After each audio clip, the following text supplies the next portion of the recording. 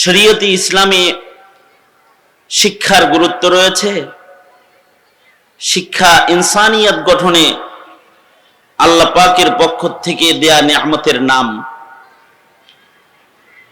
শিক্ষার মাধ্যমে ইনসান আর হাইওয়ানের ভেতরে ফারাক হয়। হাইওয়ানের শিক্ষা নেই, হাইওয়ানাতকে আল্লাহ তাআলা শিক্ষা দান করেন নাই। ইনসানকে আল্লাহ তাআলা আল্লামাল কোরআন, ইনসানকে আল্লাহ তাআলা শিক্ষিত করেছেন। শিক্ষার মূল্যায়ন আছে এবং এই শিক্ষার মূল্যায়ন প্রতিষ্ঠা করতেই এই পৃথিবীতে ১৬,০০,০০০ পয়গম্বরকে আল্লাহ তাআলা শিক্ষক বানিয়ে প্রেরণ করেছিলেন। আমাদের নবী আলাইহিস সালাতু ওয়াস সালামও এই পৃথিবীতে শিক্ষক হিসেবেই আবির্ভূত হয়েছিলেন। বুইস্তু মুআল্লিমান।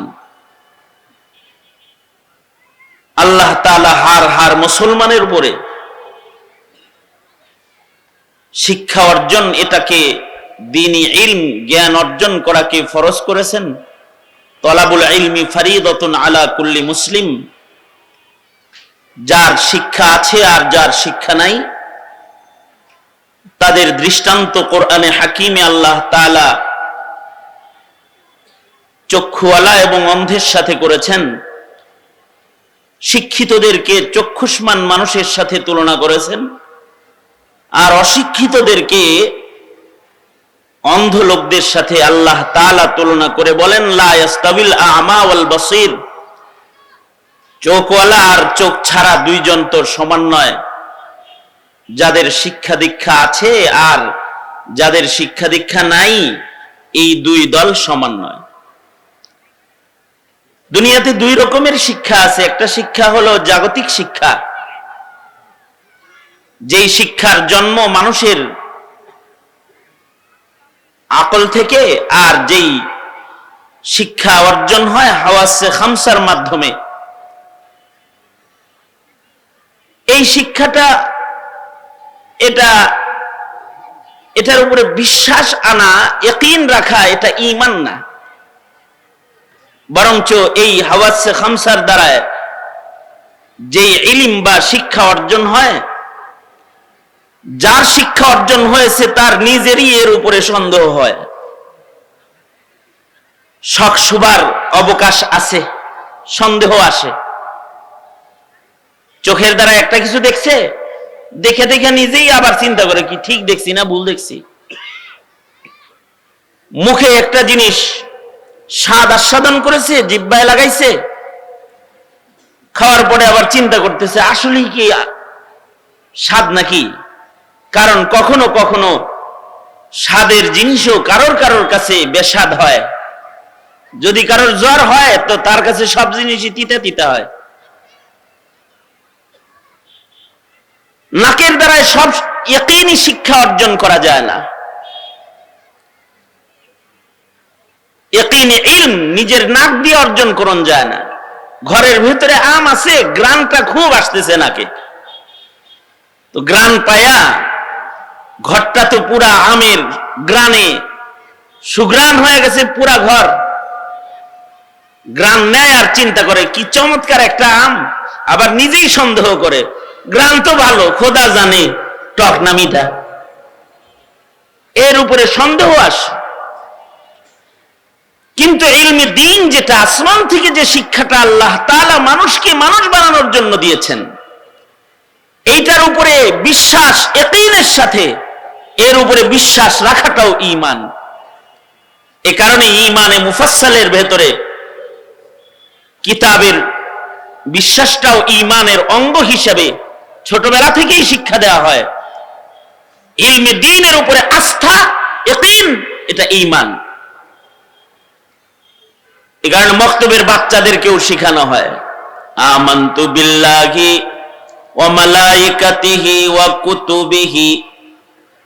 আমানতু বিল্লাহি ওয়া মালাইকাতিহি ওয়া কুতুবিহি ওয়া রুসুলিহি ওয়াল ইয়াউমিল আখিরি ওয়াল কদরি খাইরিহি ওয়া শাররিহি মিনাল্লাহি তাআলা ওয়াল বাসি বাদাল মাউত।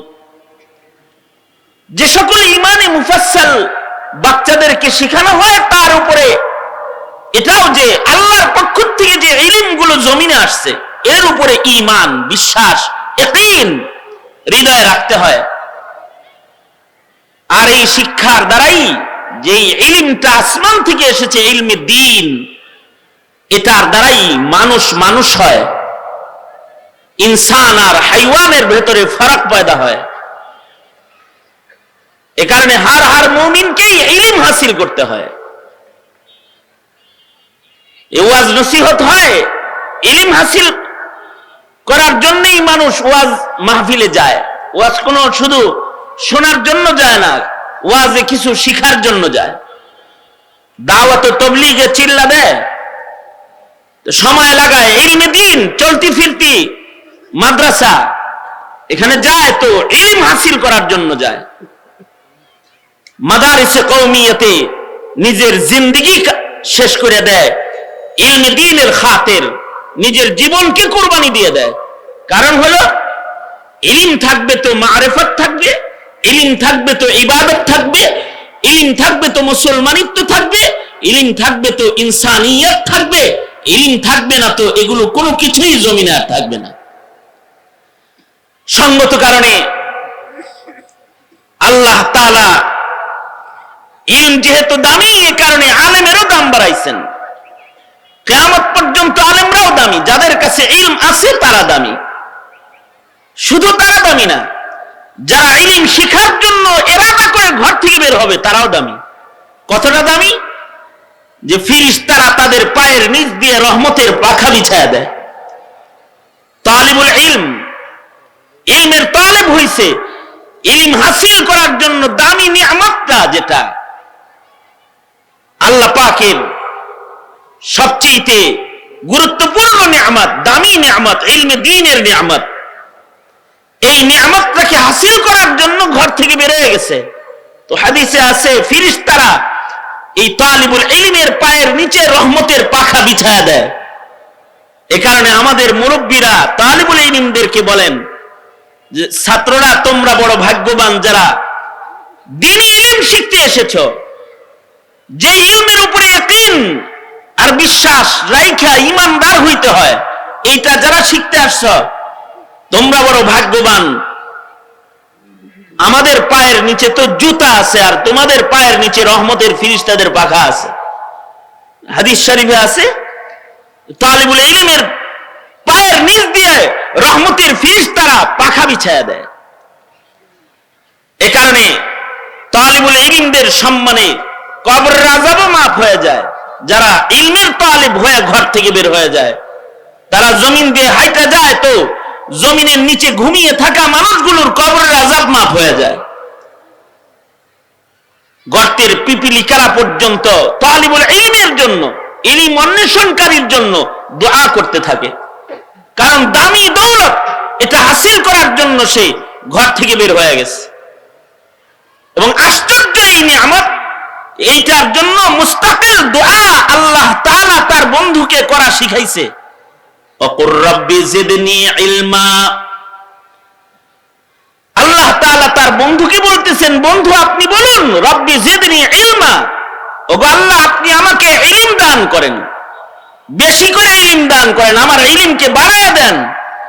আল্লাহর কাছে ইলমে দ্বীন চাওয়ার জন্য ব্যক্তিকে তার নিজের জন্য ইলমে দ্বীন চাওয়ার তালিম আল্লাহ তাআলা খুব নিজে দিয়া শিখায়া দেয়, শব্দ দিয়া।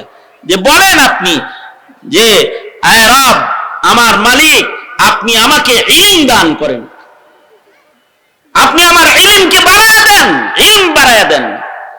কারণ ইলম যত বেশি হবে, যত বাড়বে তত তাকওয়া বাড়বে, ইলম যত বাড়বে তত আমল বাড়বে, ইলম যত বাড়বে তত মর্যাদা বাড়বে। যার কাছে বড় ইলমের খাজানা থাকবে তার মর্যাদা বড় হয়ে যাবে, বড় আলেমের দাম বেশি। এ কারণে শরীয়তে ইসলামে যুগে যুগেই বড় আলেম, বেশি ইলম যার কাছে ছিল তার মূল্য ছিল। সাহাবায়ে কেরামের ভেতরে যাদের ভেতরে ইলমের খাজানা যার কাছে যত বড় ছিল তার দাম তত বেশি ছিল। ইলম বেশি, যার কাছে ইলম বেশি তার দাম বেশি। তাবেঈনদের ভেতরে যার কাছে ইলম বেশি তার দাম বেশি। তবে তাবেঈনদের ভেতরে যার কাছে ইলম বেশি তার দাম বেশি। কিয়ামত পর্যন্ত আলেমরা দামি হবে। একজন আলিম যার কাছে ইলমে দ্বীন আছে তার দাম এত, এ আলমের যেমন দাম একজন আলিমে দ্বীনের তেমন দাম। এ কারণেই বলা হয় মৌতুল আলিমি মৌতুল আলম। যদি একজন ইলিমওয়ালা পৃথিবীর মাটি থেকে চলে যায়, একজন ইলিমওয়ালার মৃত্যুর মাধ্যমে আলমের মৃত্যু হয়ে যায়। যার কাছে ইলম আছে তার মৃত্যুর মাধ্যমে আলম মৃত্যুবরণ করে। কারণ আল্লাহর কাছে আলেমের অনেক দাম। ইলমের কারণে তার কাছে যে খাজানাতুল ইলম আছে এই কারণেই তার দাম। এ কারণে আলেমরা ময়দানে মাহশারে সম্মানীদের কাতারে দাঁড়িয়ে শাফাআতের অধিকার পাবে। ন্যূনতম হিফজুল কোরআনও যার সম্পন্ন হয়েছে, একজন হাফেজ কোরআন, সেও দামি হবে যে সে নিশ্চিত 10 জন জাহান্নামীকে শাফাআত করে আল্লাহর জান্নাতে প্রবেশ করাবে। এ কারণে জমিনের উপরে ইলমের মর্যাদা, আলেমের মর্যাদা, এইটার হেফাজত করা এটাও একটা ঈমান। ইলম যেন নিম্ন, ইলমকে যেন কেউ অবমূল্যায়ন না করে, আলেমকে যেন কেউ অবমূল্যায়ন না করে। ইলমের হেফাজত ও আলেমের মূল্যায়ন সংরক্ষণ এটাও মিল্লাতের জন্য মুস্তাকিল একটা জিম্মাদারি। কারণ আলেমের মূল্যায়নের মাধ্যমেই ইলমের বিতরণ হবে, আর ইলমের বিতরণ যত বেশি হবে তাকওয়ার বিতরণ তত বেশি হবে। আমরা তো মনে করি হ্যাঁ অবশ্যই বেশি ইলম যার কাছে আছে তার দাম তো বেশি, কিন্তু আমাদের আকাবির আসলাফদের কাছে শুধুই মাত্র ইলমের মালিকানার মাধ্যমেই আলেমে দ্বীন হয় না। এই কারণে এই বোর্ডের নামও হয়েছে, নাম দিছে কি হাইয়াতুত তালিম ওয়াত তারবিয়া। শুধুই মাত্র ইলমের মাধ্যমেই, আলফাজে ইলমের মাধ্যমেই দাম হয় না, তারবিয়াতের মাধ্যমে আলেমের মূল্য প্রতিষ্ঠা হয়, সত্যিকারের আলেম হইতে হয়। এই কারণে আমাদের আকাবির আসলাফগণ তাদের জিন্দেগি যদি তাকাই তাহলে দেখতে পাবো যে যে যত বড় আলেম সে তত বড় আবেদ, যে যত বড় ইলমওয়ালা সে তত বড় মুত্তাকি। যার কাছে ইলমের খাজানা বড় তার ইবাদতের খাজানাও বড়, যার কাছে ইলমের খাজানা বড় তার তাকওয়ার খাজানাও বড়। কারণ ইলমের সাথে তো তাকওয়ার সম্পর্কই। যার কাছে ইলম থাকবে সে আল্লাহকে ভয় করবে। এই কারণে আল্লাহ তাআলা বলেন ইন্নামা ইয়াখশাল্লাহ মিন ইবাদিহিল উলামা। কেবলমাত্র আলেমরাই আল্লাহকে সবচেয়ে বেশি ভয় করে। যার কাছে ইলম আছে তার কাছে খোদা ভীতি আছে। যার ইলম যত বেশি তার খোদা ভীতি হইতে হবে তত বেশি। যেই আলেমের ভেতরে খোদা ভীতি নাই, আলেম হিসেবে আসমানে আলেমের লিস্টে তার নাম নাই। এই কারণেই ময়দানে মাহশারে বেআমল আলেমকে দোজখের আগুনে আগে নিক্ষেপ করা হবে। ইমাম মালিক রাহমাতুল্লাহি আলাইহি তো বলছেন লাইসাল ইলম বিকাসরাতির রিওয়ায়া, অনেক রিওয়ায়াত বর্ণনার মাধ্যমে কেউ বড় আলেম হয় না, বরঞ্চ ইলম হইল ওইটা যেটা তার জিন্দেগির ভেতরে আমলের ভেতরে আসে, ওইটা হলো ইলম। ইলম হলো আল্লাহ পাকের ওই নূর যা মানুষকে আমলি জিন্দেগির দিকে আগায় দেয়। কারণেই পৃথিবীর মাটিতে একমাত্র শিক্ষা দ্বীনি ইলমের শিক্ষা, যেই শিক্ষা অর্জনের মাধ্যমে মানুষ আমলের লাইনে অগ্রসর হয়ে যায়। হোক না সেটা পীরের কাছে যায় শিখছে, অথবা তবলিগে যায় শিখছে, অথবা মাদ্রাসায় যায় শিখছে, শিখার সাথে সাথে এই ইলম তাকে হিদায়াতের পথ দেখাইতে থাকে। কিন্তু দুনিয়ার ইলম তাকে হিদায়াতের পথ দেখায় না। দুনিয়ার ইলম যা শিখে তা হুবহু আমল হয় না, কিন্তু আখিরাতের ইলম যতটুকুন শিখে ততটুকুন আমল কইরা তারপরে ইলমের মূল্য নিতে হয়। ইঞ্জিনিয়ার হওয়ার পরেও ইঞ্জিনিয়ারি না কইরাও ইঞ্জিনিয়ার পরিচয় রক্ষা করা যায়। কিছু ইঞ্জিনিয়ার আছে, এরা ইঞ্জিনিয়ারিং পাশ করছে কিন্তু অটো বাইক চালায়, অটো গাড়ি চালায়, তারপরেও মানুষ তাকে বলে অটো চালাইলে কি হইব, ইঞ্জিনিয়ার। দুনিয়ার ইলম কেউ যদি LLB first class first pass করছে, ইউনিভার্সিটি শেষ করছে, তাকে তার ডিগ্রিতে ডাকা হয়, কিন্তু তাকে অনেক সময় মুরগির দোকানদারি করতে দেখা যায়। তারপরেও মানুষ বলে যে মুরগির ব্যবসা করলে কি হইব, এলএলবি, এটা বলে। কিন্তু কারোর কাছে যদি ইলম থাকে কিন্তু আমল না থাকে, যে ইলমটা সে শিখছে ওই ইলমের আমল যদি তার ভেতরে না পাওয়া যায়, সে অনেক বড় আলেম হইলে তাকেও মানুষ নিকৃষ্ট হিসাবেই গণনা করে লয়। অনেক ইলম আছে, ফয়জির অনেক ইলম ছিল, 2 খণ্ডে এমন তাফসীর লিখেছে যে তাফসীরের 2টি খণ্ডের ভেতরে 30 পারা কোরআনের তাফসীরে সে নুক্তাওয়ালা কোনো অক্ষরই আনে নাই, নুক্তা ছাড়া অক্ষর দিয়া কোরআন শরীফের 30 পারা তাফসীর লিখেছে ফয়জি।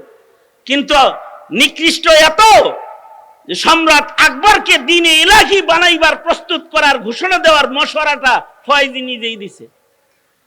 সেই আকবরকে বলেছে 1000 বছর যেহেতু হয়ে গেছে, পুরান দিন যেটা এটা পুরান হয়ে গেছে, এখন নতুন দিন চলবে, আপনি একটা দিন বানায় আলান, চালায় আলান। অথচ তার কাছে ইলম এত বেশি যে 30 পারা কোরআনের তাফসীর লিখেছে নুক্তা ছাড়া অক্ষর দিয়া, নুক্তা ছাড়া হরফ দিয়া কিতাব লিখছে। এই ইলমের নাম তো ইলম না, যে ইলম তাকে হিদায়াতের পথ দেখায় না। এই কারণে ইমাম মালিক বলেন, অনেক বেশি রিওয়ায়াত মুখস্থ করার নাম ইলম না, ইলম হলো আল্লাহ পাকের ওই নূরের নাম, যেটা কারোর ভেতরে আসলে পরে সে হিদায়াতের পথে পরিচালিত হয়। হোক না সেটা অল্প অল্প ইলমও যদি কেউ স্বাভাবিক কোনো কায়দায় হাসিল করে ফেলায়, তার অল্প ইলম তাকে ওলায়াতের মসনদ পর্যন্ত পৌঁছায়া দেয়। 6টা কথা তবলিগে যায় ইলম হাসিল করছে, মুখস্থ করছে। এই 6টা কথা তাকে নামাজ পড়ায়, 6টা কথা তাকে তাহাজ্জুদ পড়ায়। এই 6টা কথা, 6টা ইলম শুইনা হৃদয়ের ভেতরে জায়গা দিয়েছে। এই 6টা কথা তাকে ঘুষ থেকে ফিরায়, সুদ খাওয়ার থেকে ফিরায়। অল্প গুনাহ 6খান ইলম মুখস্থ করে সে পাক্কা একজন সুন্নতওয়ালা হয়ে যায়। অর্থাৎ তার অর্জিত ইলমটা সামান্য হইলেও এই ইলমটা তাকে হিদায়াতের পথে চালায়। যেই ইলমটা হিদায়াতের পথে চালায় ওই ইলমটা হলো আসল ইলম, ওই ইলমটাই হলো নূরুম মিন ইলাহি, এটা আল্লাহ পাকের পক্ষ থেকে নূর ইলম। এটা যদি কারোর ভেতরে আসা যায় তখন সে হিদায়াতের পথের পথিক হয়ে যায়। অবশ্য আমরা মনে করি যারা ভালো, হ্যাঁ অবশ্যই মুখস্থ শক্তি আগে যাদের, আমাদের আকাবিরদের মুখস্থ শক্তি অনেক বেশি ছিল, যে তাদের কাছে এককভাবে ইলমের খাজানা তারা সংরক্ষণ করত। হাইয়াতুল ওয়াদি, আমাদের কিছু কিছু আকাবিরকে বলা হয় যে তারা ইলমের রাজ্যের, তারা আজদাহা সাপ, ইলমের রাজ্যের জঙ্গলের কিছু আজদাহা থাকে, ইলমের রাজ্যের কিছু আজদাহা। শামসুদ্দিন জাহাবী রহমাতুল্লাহি আলাইহি ইলমের রাজ্যের আজদাহা, নবীজির সব হাদিস একাই শোনাইতে পারে। আবু যুরআ রাজি রহমাতুল্লাহি আলাইহি ইলমের রাজ্যের আজদাহা, যে 7 লক্ষ নবীজির সহিহ হাদিসের 6 লাখ উনি একাই বলতে জানে। আমাদের আকাবির বুজুর্গরা ইলমের রাজ্যের আজদাহা একাই, নবী পাকের রেখে যাওয়া আমানত একা সব বলতে পারতেন। কিন্তু তারা যেমন বলতে পারতেন ওরকম তারা মানতেও জানতেন, মানতেনও অনেক বেশি। আর আমাদের সমাজ হলো এখন যে জানে, মনে করে আমি আলেম।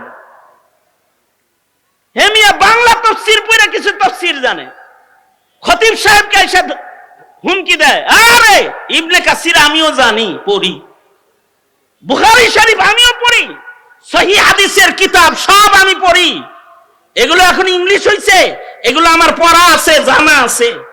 জানার নামই ইলম না, জানলেই সে আলেম হয় না। কারণ জানার মাধ্যমে যদি আলেম হইতো তাহলে ইহুদিরা সব আলেম হইতো। ইহুদিদের কাছে ইলম অনেক ছিল, তাদের কাছে রিওয়ায়াত অনেক আছে, তাওরাত পুরাটা মুখস্থ, মুখস্থ শক্তি, হিফজ শক্তি তাদের অনেক আছে, কিন্তু তারা তাদের ইলম মাফিক নিজেদেরকে পরিচালিত করে নাই। এ কারণে যতটুকু ইলম হাসিল হবে ওইটার দ্বারা নিজেকে পরিচালিত করতে হবে ইলমের আলোয়।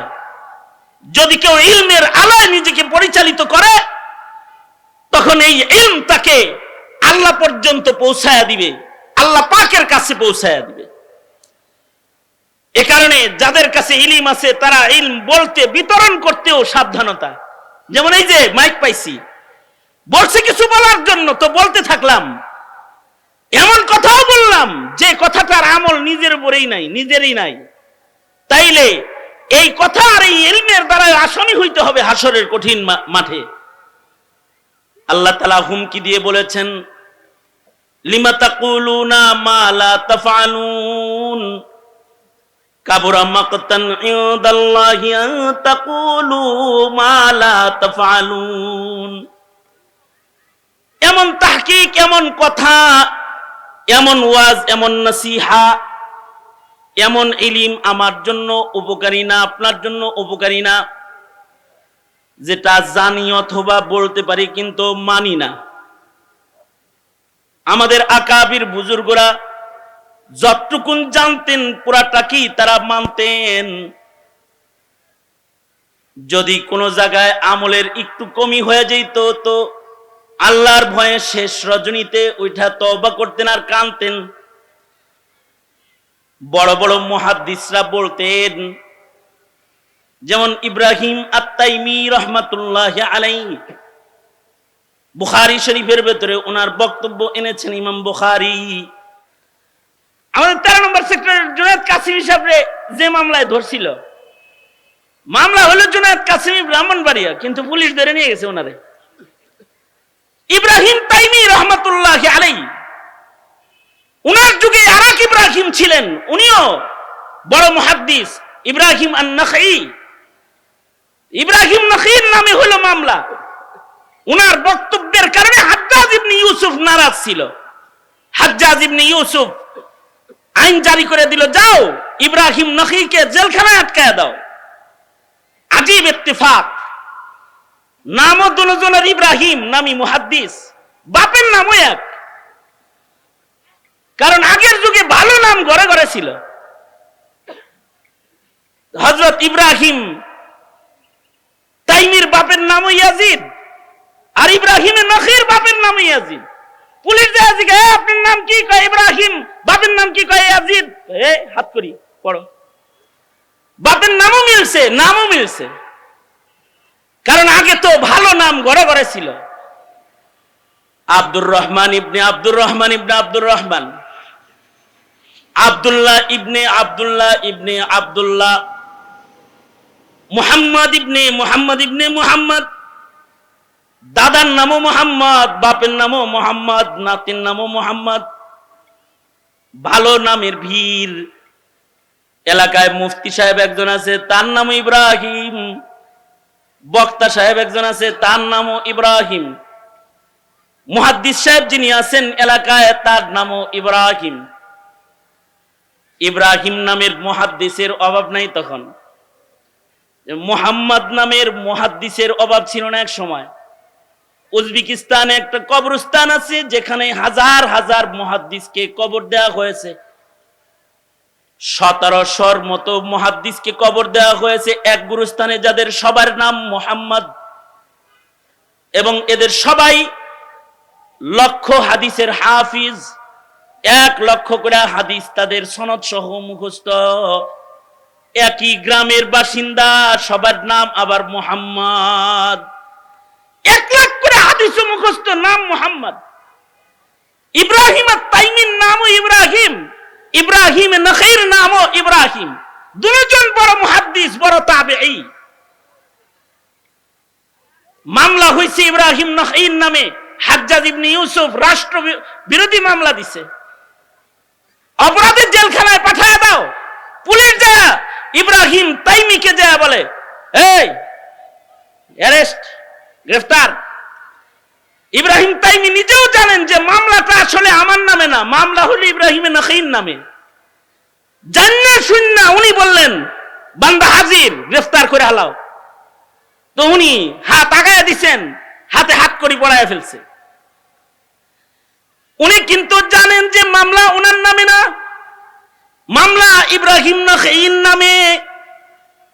কিন্তু পুলিশ ভুলে ওনাকে ধরতেছে, উনি জানেন, তারপরেও নিজে হাত আগায় দিছেন, গ্রেফতার করে লয়ে গেছে। ইব্রাহিম নখী জীবনেও এই কথা বলেন নাই যে মামলা তো আমার নামে না।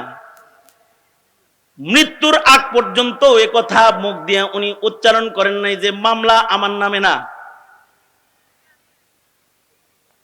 নিজেকে নিজে পুলিশের হাতে সোপর্দ করেছেন, জেলখানার ভেতরে নিজেকে পেশ করেছেন।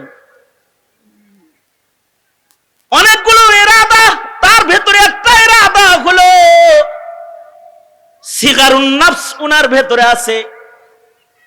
উনার ধারণা হলো আমি ইব্রাহিম তাইমি জেলখানায় থাকলে ক্ষতি কম হবে, আর যদি ইব্রাহিম নখী সে জেলখানায় থাকে তাহলে জাতির ক্ষতি বেশি হয়ে যাবে। সুতরাং সে বাইরে থাক, তার জেলটা আমি খাটতে থাকি। নিজেকে নিজে ছোট মনে করতেছে।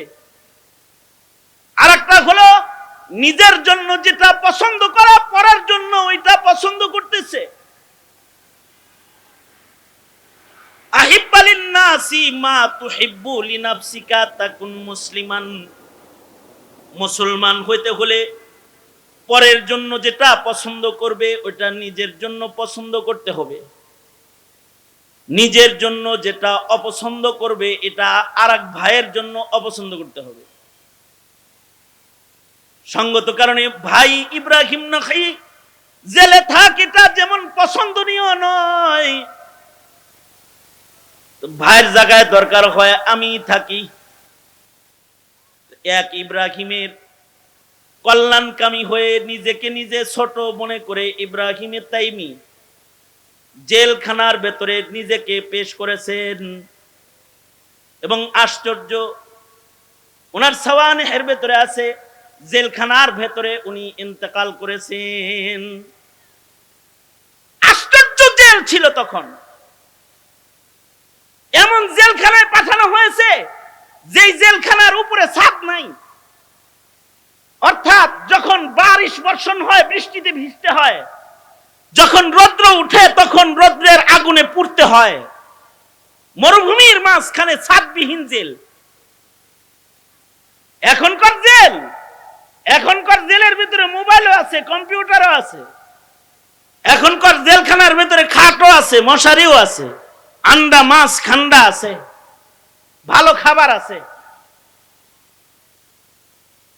কিছু মানুষ তো জেলে থাকে না, শ্বশুর বাড়ি থাকে। জামিন হওয়ার পরে বাইরে হয় না। কি ভাই আপনার না জামিন হয়ে গেল, বাইরে এলেন না? বাইরে এলে আবার ধরবো, ভিতরেই থাকি ভালো। অথবা বাইরে গেলে ক্রস ফায়ার করবো, এনে শ্বশুর বাড়ি আছে, আরামে আরামে থাকে, খায় দায়। ভালো খায়, ভালো পড়ে, জেলখানায়।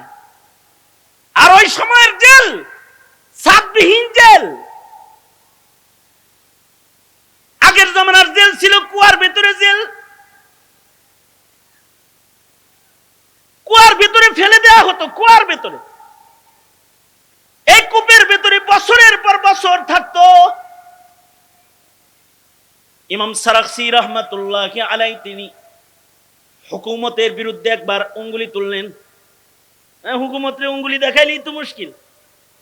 শেখ সাজিদুর রহমান দামাত বারকাতুহুম হুকুমতকে উঙ্গুলি দেখাইছে, যে আইন বুঝা শুনা পাশ করে, দেখাইছে না? আগের যুগেও আলেমরা এরকম উঙ্গুলি দেখাইতো, উঙ্গুলি দেখাইলেই সমস্যা। ইমাম সারাখসি হুকুমতকে উঙ্গুলি দেখাইছে। হুকুমত ইমাম সারাখসিকে জেলখানার ভেতরে ফেলে দিয়েছে। কেমন জেলখানায় দিছে? যে জেলখানা ৪৫ ফিট মাটির নিচে, ৪৫ ফিট গভীর কূপের ভিতরে ওনাকে ফেলে দেওয়া হয়েছে। আর এই কূপের উপরে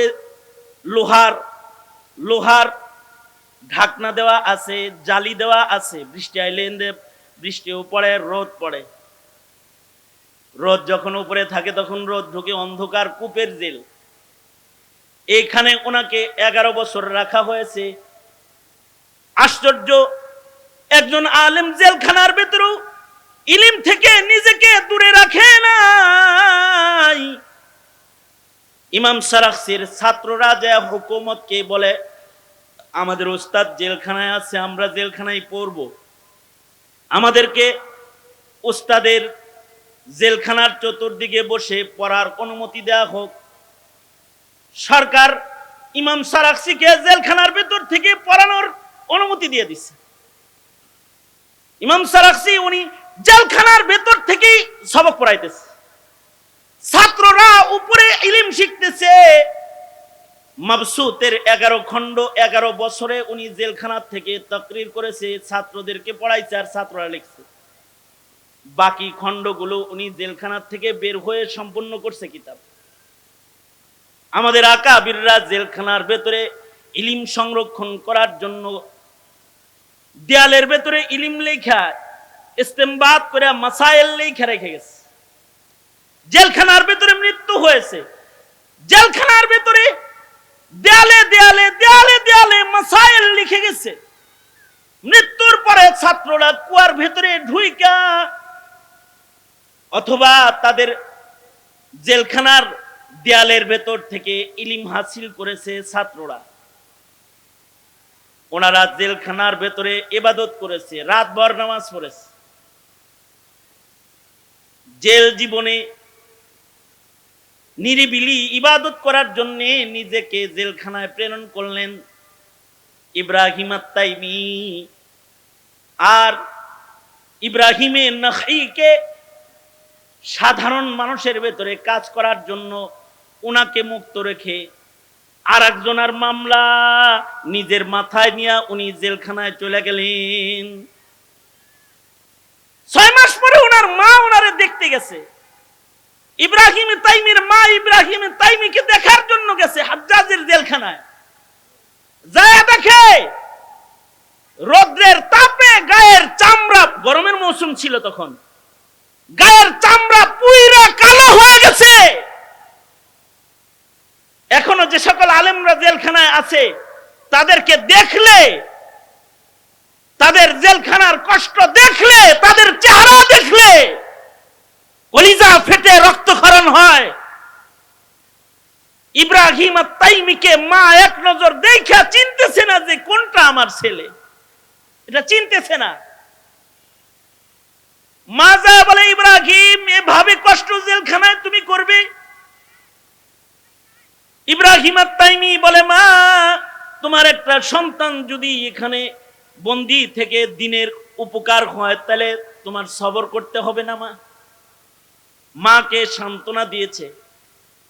এবং ইব্রাহিম তাইমি জেলখানার ভেতরে ইন্তেকাল করেছে। জেলখানার ভেতরে উনি শাহাদাত বরণ করেছেন।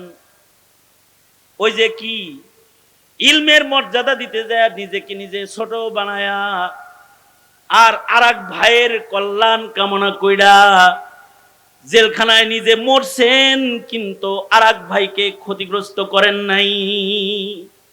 রুহামাউ বাইনাহুম, আলেম আলেমে ছিল ওইরকম হৃদ্যতা, ও ওইটা একটা জমানা ছিল।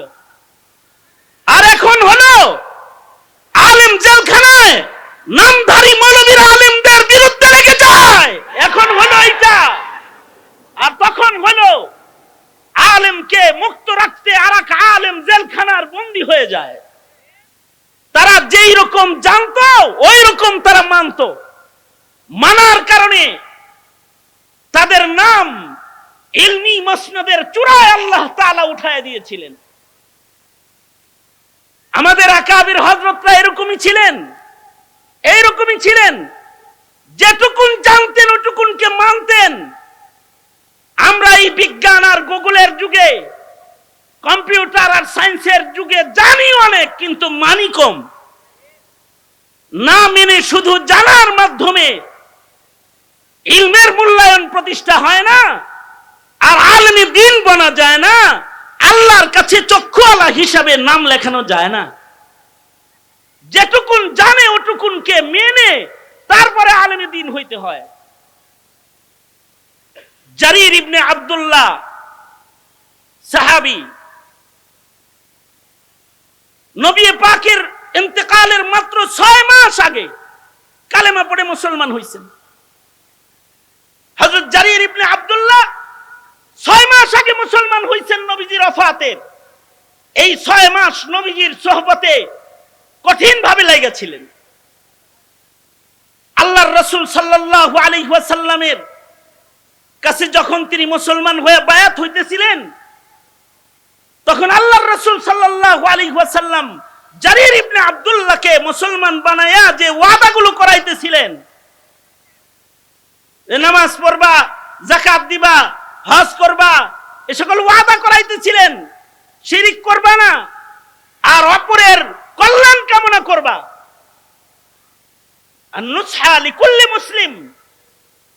ইমাম বুখারী রাহমাতুল্লাহি আলাইহি এই নসিহতকে শুধুই মাত্র জারির ইবনে আব্দুল্লাহর জন্য নবীর নসিহত এটা বলেন নাই। ইমাম বুখারী বলেন এটা সারা দুনিয়ার মুসলমানের জন্য নসিহত। জারির ইবনে আব্দুল্লাহকে আল্লাহর রাসূল নসিহত করেছিলেন তওবার সময় যে মানুষের খায়ের খাহি করো। মুসনাদে আহমদের ভিতরে রওয়ায়াত আছে, উনি মানুষের খায়ের খাহির এই আমল করতে যায় উনি 300 টাকার জিনিস 800 টাকা দিয়েও কিনছে। জারির ইবনে আব্দুল্লাহ গেছেন বাজারে ঘোড়া কেনার জন্য। ঘোড়া কিনতে যায় ঘোড়াওয়ালাকে বলে, এই ঘোড়া বেচবা? হ্যাঁ। দাম কত? 300 দিরহাম। আশ্চর্য সাহাবী জারির, উনি বলে, এই এত দামি ঘোড়ার দাম বুঝি 300 টাকা হয়? তুমি তো একটা মগা মিয়া, ভাও বাড়াও, দাম বাড়াও। তোমার ঘোড়ার চাইতে চিকুন চিকুন ঘোড়া বাজারে আছে যেগুলোর দাম বেশি, তাওরানীতেও আছে, রিওয়ায়াত মুসনাদে আহমদে আছে। তোমার এই ঘোড়ার দাম বেশি হবে, এত কম দামে এত ভালো ঘোড়া কেউ বেচে নাকি? দাম বাড়াও। ঠিক আছে, তাহলে 500 টাকা। না হয় নাই, আরো বাড়াও। বাড়াইতে বাড়াইতে বাড়াইতে বাড়াইতে শেষ বেলায় ঘোড়াওয়ালারে কয় আর একটু বাড়াও। তো বাড়াইতে বাড়াইতে 300 টাকার ঘোড়ার দাম এখন ঘোড়াওয়ালায় কয় 800।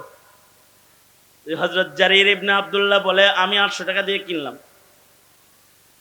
300 টাকার ঘোড়া 800 টাকা দিয়ে কিনা যখন যায়, খাদেমে কয়, আমনে তো দেখি একটা মগা, আপনার কাছে ঘোড়ার দাম চাইলো 300, বাড়াইতে বাড়াইতে আপনি বাড়াইলেন 800, বেশি দিলেন 500। এটা কোন চালাক মানুষের কাম? হযরত জারির ইবনে আব্দুল্লাহ বলে, আমি আল্লাহর রাসূলের হাতে হাত রেখে যখন কালেমা পড়ে মুসলমান হয়েছে, তখন আল্লাহর রাসূল বলেছে, খায়ের খাহি করো, যতদিন বেঁচে থাকবা খায়ের খাহি করবা, আরেক ভাইয়ের কল্যাণ কামনা করবা। এ কারণে আমি খায়ের খাহির এই আমলটা, এই ইলমটার আমল করার জন্য, নবী পাকের হাতে হাত দিয়া কৃত এই ওয়াদাকে বাস্তবায়ন করার জন্য খাহি করে 300 টাকার জিনিসটাকে দাম বাড়ায় 800 টাকা দিয়ে কিনলাম। মানে নিজের ইলমের মূল্যায়ন কত করতেছে, খায়ের খাহি করতে করতে 300 টাকার জিনিস 800 টাকা দিয়ে কিনছে। আনোয়ার শাহ কাশ্মীরি রহমাতুল্লাহি আলাইহি উনি যখন ঘর থেকে বের হইতেন, মাদ্রাসায় যাইবেন অথবা মাদ্রাসা থেকে স্টেশনে যাইবেন, তো রিকশায় চড়ে যাইতেন। আনোয়ার শাহ কাশ্মীরি আলেম যেমন বড়, তাকওয়া ওইরকম বড়। আনোয়ার শাহ কাশ্মীরি আলেম কত বড়, আলেম এত বড়, মাকতাবাতুন আযীমাতুন হাইয়াতুন নাতিকাতুন, চলতি ফিরতি একটা লাইব্রেরি। তিনি দারুল উলুম দেওবন্দের সব কিতাব ওনার মুখস্থ আছে। এত বড় একজন আলেম দ্বীন, তাকওয়া কেমন? ইন্নামা ইয়াখশাল্লাহ মিন ইবাদিহিল উলামা, তাকওয়া অনেক উঁচু।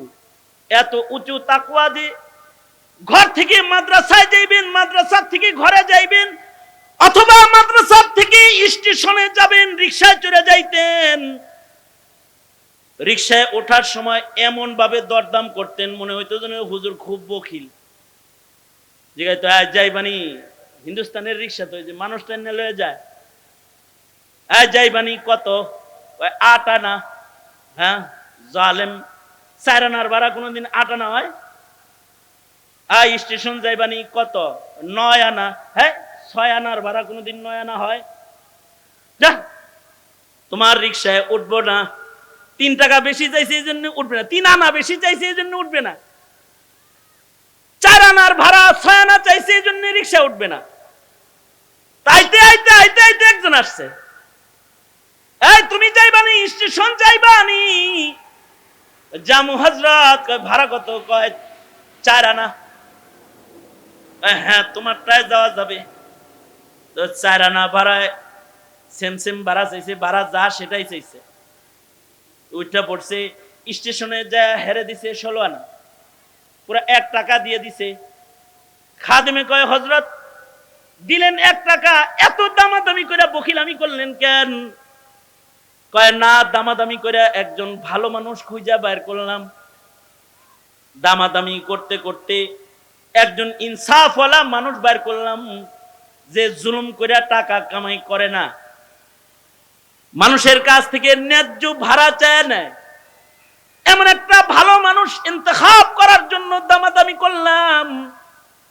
আর স্টেশনে আইসা তাকে 3 গুণ বাড়ায়া ভাড়া দিয়ে দিলাম, এজন্য যে আমার কামাইয়ের একটা হিস্সা, একটা ভালো মানুষের ঘরে গেলে একটা ভালো মানুষের উপকার হবে। আর নুসহা লিকুল্লি মুসলিম, নবীজির নসিহা এমন, সারা দুনিয়ার মানুষদেরকে নসিহত হলো যে ভালো মানুষ, ভালো আচরণ মানুষের সাথে সব সময় করতে থাকবে। ভালো ব্যবহার করতে যায় 4 আনার ভাড়া 16 আনা দিয়ে দিছে। এটা হলো ইলমের মূল্যায়ন করেছে। হযরত আবু হুরায়রা রাদিয়াল্লাহু আনহু সাহাবায়ে কেরামের ভিতরে সবচেয়ে বেশি হাদিসের রিওয়ায়াতকারী সাহাবী, কিন্তু হযরত আবু বকর সম্পর্কে বলা হয় আবু বকর আলামানা, আবু বকর আমাদের ভিতরে সবচেয়ে বড় আলেম, কিন্তু রিওয়ায়াত তো আবু বকরের বেশি না। হযরত উমরের ইন্তেকাল যেদিন হয়ে গেল, সেদিন আব্দুল্লাহ ইবনে মাসউদ রাদিয়াল্লাহু আনহু চিৎকার করে কাঁদতেছিলেন আর বলতেছিলেন যে ইলমি দ্বীনের 10 ভাগের 9 ভাগ মারা গেল। যখন উমর মারা গেল, তো ইলমি দ্বীনের 9 ভাগের 10 ভাগের 9 ভাগ মৃত্যুবরণ করলো, এটা বলে ইবনে মাসউদ কাঁদতেছিলেন। লোকেরা বলেছে আব্দুল্লাহ ইবনে মাসউদকে, কত বড় বড় আলেম সাহাবী বাঁচা আছে, উমর মরচার 9 ভাগ মারা গেছে ইলম, এটা কিভাবে হয়? তো আব্দুল্লাহ ইবনে মাসউদ বলতেন, ইলমের আসলি হালাত হলো তাকওয়াল্লাহ। উমর মারা গেছে, দুনিয়ার মাটির উপরের 9 ভাগ তাকওয়াল্লাহ মারা গেছে। এত বেশি তাকওয়াল্লাহ উমরের ছিল, খলিফাতুল মুসলিমিন হয়েও উমরের তাকওয়া ব্যতিরেকে খেলাফত পরিচালনা শিক্ষা গ্রহণ করা যায় না। হযরত উমরের তাকওয়ার বিবরণ এত বিস্তৃত, এত বেশি প্রশস্ত যে ওনার তাকওয়া এটা জাতি যদি হুকুমত পরিচালনা করতে চায় তাহলে আল ফারুক, ফারুকের জীবনী পড়তে হবে, উমরের জিন্দেগি পড়তে হবে।